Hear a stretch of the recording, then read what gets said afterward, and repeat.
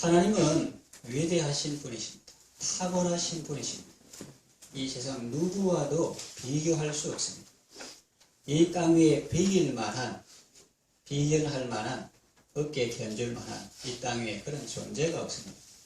본문 18절에 나온 바와 같이 그런즉 너희가 하나님을 누구와 같다 하겠으며 무슨 형상을 그에게 비기겠느냐 했고, 25절에도 너희가 나를 누구에게 비교하여 나를 그와 동등하게 하겠느냐 이런 말씀이 있습니다.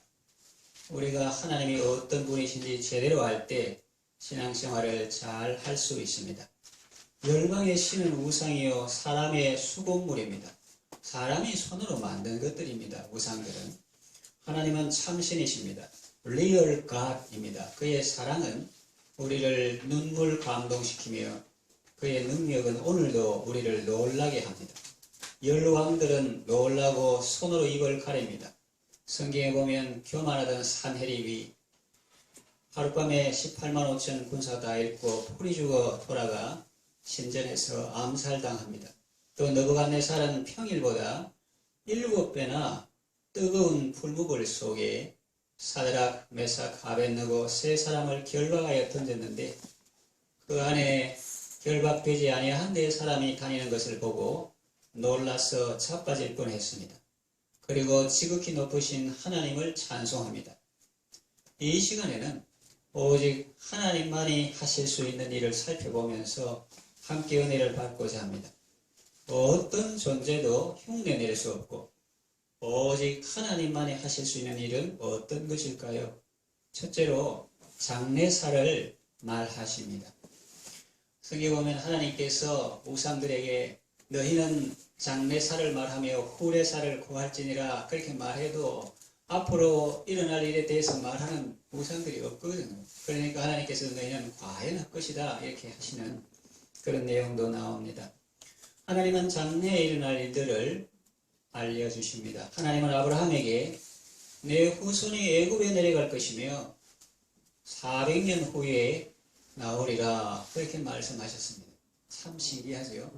아브라함, 이삭, 야곱 손자인데 그때에 애굽에 내려갈 것을 하나님은 미리 말씀하시고 그까지만 아니라 그 들어가서 또 400년 후에 나올 것을 하나님께서 말씀하셨습니다. 그리고 이삭도 아들이 40세에 결혼했는데 60세까지 없다가 기도하니까 하나님께서 아들을 쌍둥이를 주셨는데 리브가가 쌍둥이를 낳을 때 뱃속에 있는데도 하나님께서 큰 자가 어린 자를 섬기리라고 말씀하셨습니다. 또 요셉에게 꿈을 주셨습니다. 요셉의 곡식단이 일어서고 형들의 곡식단이 절합니다. 해와 달과 11별이 요셉에게 절합니다. 그 꿈에 보여주신 대로 요셉은 훗날 애굽의 총리가 되었습니다. 하나님께서 요셉을 먼저 애굽에 보내시고 이스라엘 자손을 고센으로 인도하게 하신 것입니다. 또 하나님은 술 맡은 관원장의 그 꿈을 통해서 그의 앞날, 그가 어떻게 될 것을 알려주시고 또 바로의 하나님을 모르는 그런 바로의 꿈을 통해서도 애굽에 장차 일어날 일을 알려주셨습니다. 애굽에 7년 동안 풍년이 올 것이다. 그 후에 그 풍년을 잊어버릴 정도로 극심한 흉년이 올 것이다. 라는 사실도 알려주셨습니다. 또 야곱은 선지자입니다. 하나님의 영으로 충만해서 장래 일들을 아들들에게 말합니다. 유다는 그 형제의 찬송이 될지라고 했습니다. 유다는 야곱이 사랑하는 레아의 자녀가 아니고 레아의 자녀고 또 요셉 할 때 주동적인 역할을 한 사람인데 야곱이 죽을 때 하나님의 영으로 충만해서 예언하는데 오 유다 깜짝 놀라면서 너는 형제의 찬송이 될지라 주권자의 지팡이가 유다를 떠나지 않을 것이라고 했습니다. 또 야곱과 요셉은 하나님께서 반드시 자기 민족을 가나안으로 인도하실 것이라 믿고 후손들에게 유언했습니다. 이사야는 메시아 탄생을 예언했습니다. 그로부터 약 800년 후에 우리 구주 예수님은 베들레헴에서 탄생하셨습니다. 하나님은 우리에게 장래사를 말씀하실 때 우리가 감당할 수 있는 것만 알게 하시고 또 그것을 역사가 시간의 흐름에 따라서 점진적으로 밝게 해 주십니다. 구체화시켜 주십니다. 하나님은 예언을 통해서 우리를 축복하십니다. 우리가 소망을 가지고 주님을 바라보게 하십니다. 귀신은 과거사는 과거에 일어났던 일들은 귀신같이 알아맞힌다고 합니다. 그러나 장래사는 오직 하나님만 아십니다. 측량할 수 없는 지혜와 사랑으로 개인의 생사 화복과 나라의 흥망성쇠를 주관하시며 택한 백성들을 구원하시고 연단하시며 다듬으십니다. 하나님은 저의 장래에 대해서도 어렴풋이 알려주신 적이 있습니다. 지금 돌이켜보면 하나님이 말씀하신 그대로 이루어졌구나 하고 깨닫게 됩니다. 정말 신기하고 놀랍습니다. 잠언에 사람이 마음으로 자기의 길을 계획할지라도 그 걸음을 인도하는 자는 여호와시라는 말씀이 있습니다. 그리고 시편에 이 하나님은 우리 하나님이시니 우리를 죽을 때까지 인도하시라는 말씀도 있습니다. 그러니 여러분, 우리는 하나님의 손길을 주목해야 합니다. 우리가 하루하루 열심히 사는 것도 중요하지만 그러나 하나님 앞에서 자신의 과거를 돌아보고 현재를 통찰하며 미래를 조망하는 것 참으로 중요합니다. 하나님은 뜻이 있어서 요셉을 애국으로 인도하시는데 죽어도 안 가겠다고 버티면 어떻게 되겠습니까? 힘은 힘대로 들고 고생은 고생대로 하겠죠. 우리 복음송 혹은 찬송에 올라와 있는데 그 찬송 가사와 같이 주께서 행하신 일 헤아리기 어려울 때도 있을 것입니다. 그러나 언제나 주 뜻 안에 머물면 사랑과 말씀들로 나를 더욱 새롭게 해주시고 최후 승리하게 되는 것입니다. 그러니 여러분 기도하십시오. 하나님의 뜻을 찾으십시오. 그러면서 그 뜻을 붙잡고 기대하며 기다리십시오. 그러면 주의 영광을 보게 될 것입니다. 두 번째, 하나님께서만이 하실 수 있는 하나님은 그 뜻대로 이루십니다. 하나님의 모든 섭리 그 뜻대로 되도다. 다 그 뜻대로 되는 겁니다. 요셉의 형들은 요셉의 꿈이 어떻게 되나 보자 하고 그를 죽이려고 했습니다. 그러다가 이스마엘 상인들에게 종으로 팔았습니다. 꿈을 파괴할 그 개꿈이다, 헛꿈이다 이렇게 증명해 보려고. 그들은 요셉을 헤아려야 했으나 하나님은 그것을 선으로 바꾸사 만민의 생명을 구원하는 자로 세우셨습니다. 사람들이 우리에게 주신 하나님의 뜻을 이루지 못하게 하려고 방해해도 결국 하나님의 뜻은 이루어지는 것입니다. 이스라엘 백성이 애굽에서 나올 때가 되니 애굽 사람이 이스라엘 백성을 미워합니다.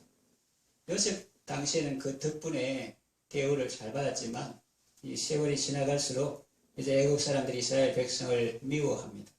시편에 보면 하나님께서 애국 사람들하고 이스라엘 백성을 미워하게 하셨다 그렇게 표현하고 있습니다. 그렇다고 하나님께 책임 전가할 수 없습니다.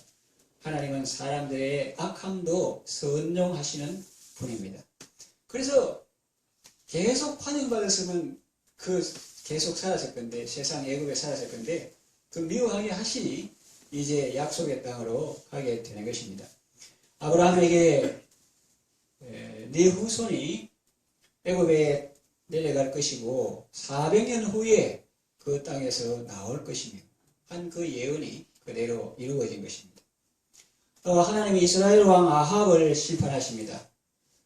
아합, 너 내가 여러 번 기회를 주었는데 우상 숭배하고 또 회개하지 않고 그래도 고집을 피우니 너는 길앗 나무 전장에서 죽을 것이다. 선지자 미가야를 통해서 말씀하셨습니다.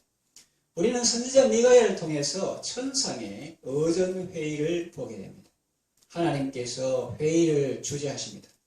하나님께서 의장석에 앉아있고 쭉 천사들이 영들이 있는데 하나님께서 회의를 주재하시면서 누가 아합을 꿰어서 길르앗 라못에 가서 죽게 할고 하시니 여러 의견들이 나왔습니다. 그때 한 영이 나와서 내가 거짓말하는 영이 되어서 그 선지자들의 입을 통하여 말하겠습니다. 그럴 때 하나님께서 너는 꿰이겠고 그대로 이루리라 그렇게 말씀하셨습니다.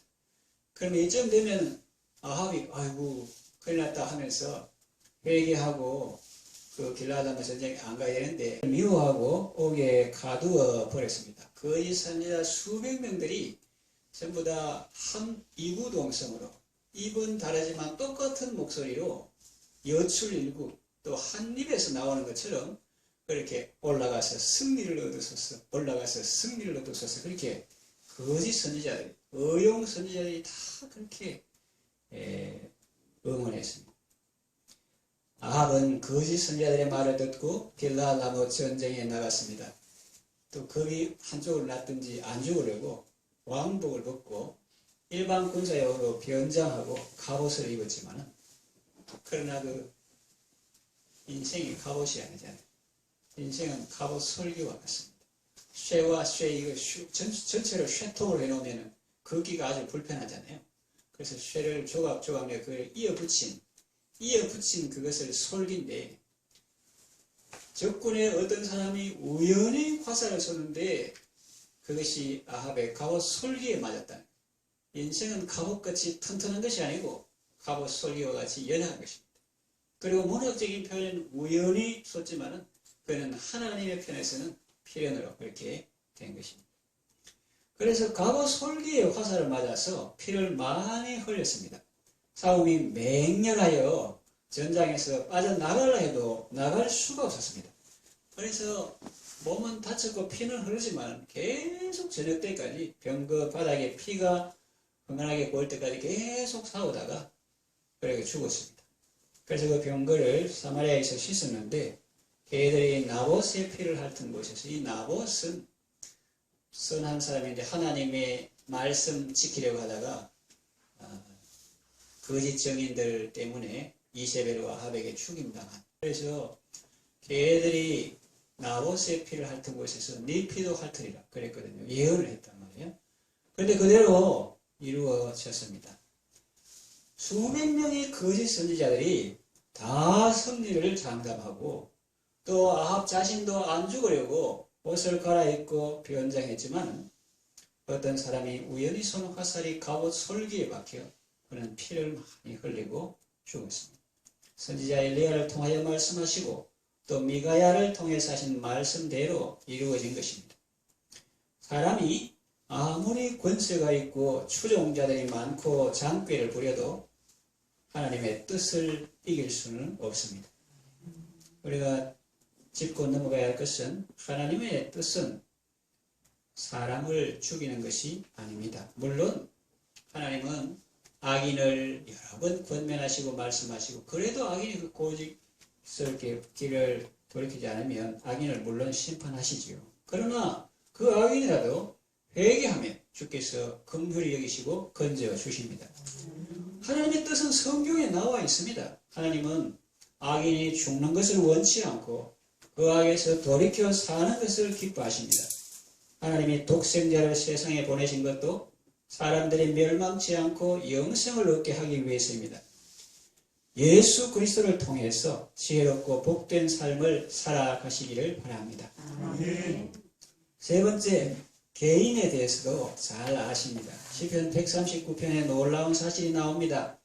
하나님은 나의 안고 일어섬을 아시며 멀리서도 나의 생각을 아십니다. 그리고 내 길을 아십니다. 내가 날마다 무슨 길을 다니는지 그런 지리적인 길도 아시고 또 내 마음이 주로 어디에 있는지 그런 것도 다 아십니다. 또 내가 말하려고 할 때 입에서 나오기도 전에 무슨 말을 하려는지도 다 아십니다. 내 형질이 이루기 전에 주의 눈이 나를 보셨으며 나를 위하여 정한 날이 하나도 되기 전에 주의 책에 다 기록이 되었나이다 그랬어요. 세례 요한에 대해서는 이렇게 말씀하셨습니다. 이 아이가 장차 주 앞에 큰 자가 되리라. 하나님이 자신에 대해서 잘 모른다. 혹은 자신의 행동에 대해서 잘 모른다고 생각하는 것은 정말 어리석은 생각입니다.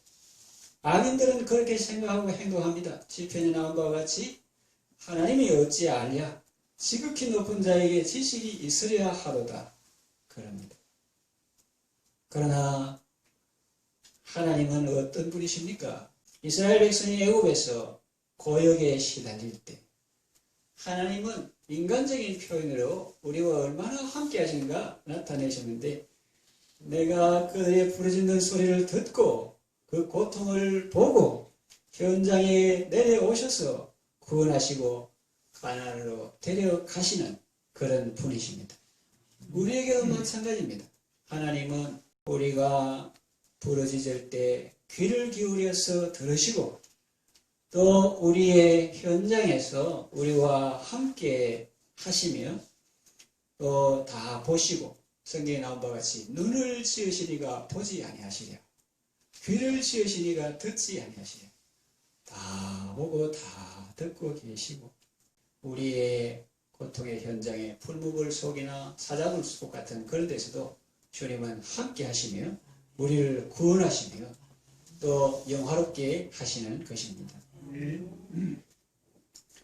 하나님께 내 사정이 가리워졌다고 생각하고 낙심하지 마시고 내 모든 형편을 잘 아시고 우리에게 무엇이 필요한지를 너무나 잘 아시는 하나님께 나와 감사함으로 아뢰시고 은혜를 많이 받으시고 응답을 받으시고 하나님의 도우심으로 승리하는 여러분 되시기를 바랍니다. 네 번째, 하나님만이 하실 수 있는 일은 한 사람에게 전부로 역사하십니다. 시편 139편 3절에서 5절의 숫길 보니까 주께서 나의 앞 뒤를 둘러사시고 내게 안수하셨나이다. 이 지식이 내게 너무 기이하니 높아서 내가 능히 미치지 못합니다. 그랬어요. 어릴 때는 잘 못했는데 다윗이 주님과 교제하고 신앙생활하고 수금으로 찬양하고 이렇게 또 고난을 받으면서 깊은 영성으로 들어가 보니까 정말 놀라운 사실을 발견했는데 자기는 몰랐어요. 자기는 몰랐어요. 야곱처럼. 야곱도 베델에서 자기 전까지 올라가기 전까지는 몰랐죠. 하나님께서 과연 여기 계시거늘 내가 깨닫지 못하였도다. 뭐 상황은 변한 거 없어도 그 이튿날부터는 하나님이 함께 하심을 알고 기쁘게 머나먼 여정을 갔죠. 머나먼 바다나라로 하나님께서 함께 하시는 걸 알고 또 하나님께서 꿈의 사닥다에 통해 하신 말씀 네가 어디를 가든지 내가 너와 함께하며 이곳으로 돌아오겠다 그 약속부터 그러니까 이 다윗도 젊은 시대는 몰랐는데 고난을 겪으면서 주님과 교제하면서 놀라운 사실을 깨닫게 되는데 그건 뭐냐면은 주께서 나의 앞뒤를 둘러사시고 저는 몰랐어요. 주께서 나의 앞뒤를 둘러사시고 내게 안수하셨나이다. 이 지식이 내게 너무 기이한 너무너무 신기하고 놀랍고 높아서 내가 능히 미치지 못하나이다. 하나님은 정말로 놀라운 분이신데 우리 한 사람 한 사람을 사랑하실 때에 당신의 전부를 쏟아서 사랑하시고 역사하십니다. 저는 페이스북에서 어떤 분이 친구 요청하면 먼저 그의 프로필을 잘 살펴봅니다. 얼굴이 없거나 얼굴이 없는 사람이 있겠습니까? 사진을 올리지 않거나 아니면 최근 활동을 놓고 사진만 된 글 안에 있으면 때로는 자기 사진 아닌 다른 사람 사진으로 낚으려는 사람도 있습니다. 그러면 수락하지 않습니다. 그리고 일방적으로 정치적이거나 상업적 글을 쏟아내는 사람도 수락하지 않습니다. 또 친구가 너무 많이 등록되어 있는 사람도 꺼립니다. 한 5,000명 정도 되는 사람, 그런 사람은 꺼립니다. 제가 그 수천 명 중에 하나가 되는 느낌이 들기 때문입니다. 서양 속담에 친구가 많다는 것은 친구가 하나도 없다는 것과 같다는 말이 있습니다. 그냥 아는 사람하고 친구는 다르니까요. 그런데 하나님은 그렇지 않습니다. 하나님은 n분의 1로 역사하시는 것이 아닙니다. 수십억의 사람들이 예수님을 믿으니 나 한 사람에게는 그 수십억 분의 1로 역사하시는 것이 아닙니다. 하나님의 사랑이 수십억 개로 쪼개져서 그 부스러기 혜택만 받고 하나님의 능력이 나누어져서 내게는 조금만 역사하는 것이 아니라는 말입니다. 이해하기 쉽게 먼저 시간적으로 말하면 우리가 무슨 고지서나 또 관공서에 무슨 일이 있어서 거기 나온 전화번호를 이렇게 하면 잘 연결이 좀 늦게 되는 수가 있습니다. 대기 중이라 해서 음악을 틀 수도 있고, 옛날 멘트는 지금은 통화량이 무마나 받을 수 없사오니 잠시 후에 다시 걸어주시기 바랍니다. 그런데 예를 들어서 하나님께 기도하니 그 상담 천사가 지금은 미국에서 많은 성도들이 기도하고 있기 때문에 잠시 후에 기도하시기 바랍니다. 이런 것이 없다는 거죠. 그리고 지금 인터넷 접속량이 지금은 천국에 접속하는 분들이 많아서 잠시 후에 다시 접속해 주시기 바랍니다. 그런 것이 없다는 거죠. 우리가 언제든지 어디서나 기도할 수 있습니다. 시간적으로도 그렇고 이 공간적으로도 능력적으로도 마찬가지인데 하나님은 언제나 우리의 기도를 들으시고 언제나 사랑과 은혜를 베풀어 주십니다. 그리고 하나님은 나를 사랑하시고 내게 능력을 베푸실 때 전부로 역사하십니다. 로마서 10장 12절에 한 분이신 주께서 모든 사람의 주가 되사 그를 부르는 모든 사람에게 부요하시도다. 마치 지구상에 나 한 사람이 있는 것처럼 나에게 전 사랑을 쏟아부어 주시고 전 능력으로 역사하십니다. 능력이 작아지는 것이 아닙니다. 이것은 정말 놀랍습니다. 대단합니다. 그 사랑받은 사람만 그 사랑 압니다. 그 능력 체험한 사람만 그 능력을 압니다. 이것은 정말 놀랍고 감사한 일입니다. 하나님 안에서 풍성한 생명의 삶을 살아가시기를 바랍니다. 말씀을 정리하며 마칩니다. 하나님은 정말 놀랍고 위대하신 분이십니다. 절대 주권적인 은혜와 사랑으로 우리와 함께 하십니다. 이 하나님을 모시고 사는 것은 우리의 기쁨이요 우리의 특권입니다. 하나님을 모시고 하나님과 함께 아름답고 복된 삶을 살아가시기를 바랍니다. 아멘.